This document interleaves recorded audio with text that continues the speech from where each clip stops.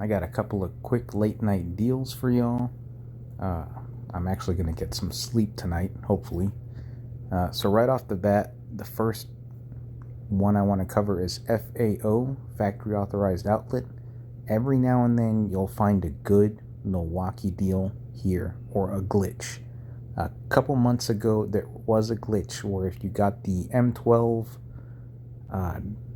hammer drill impact driver kit, you were able to add like 5 or 6 bare tools for $199. It was ridiculous.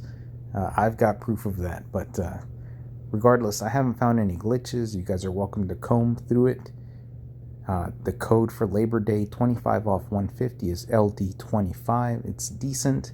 There's some decent deals here, but nothing earth-shattering. Moving on, you guys have seen this folding wood top at Home Depot. I don't understand what the fuss is about. You know, wood isn't expensive anymore, all right? You can laminate together a bunch of 2x4s and get a much larger worktop with these bad boys. So they're almost the same brackets. I'd venture to say these are a little more heavy duty and it just takes a little more time on your part, but you can get a much better foldable workbench for much cheaper doing it this way. Now, if you guys head over to eBay, they already started their Labor Day sale. You can get 15% off refurbs.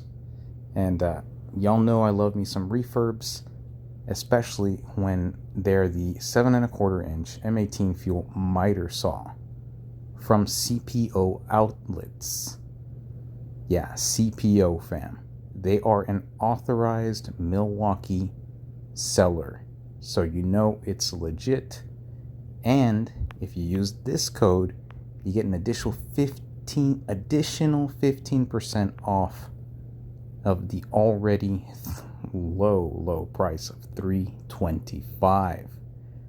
That is redonkulous. Right now, this same saw is going for $449 at Home Depot.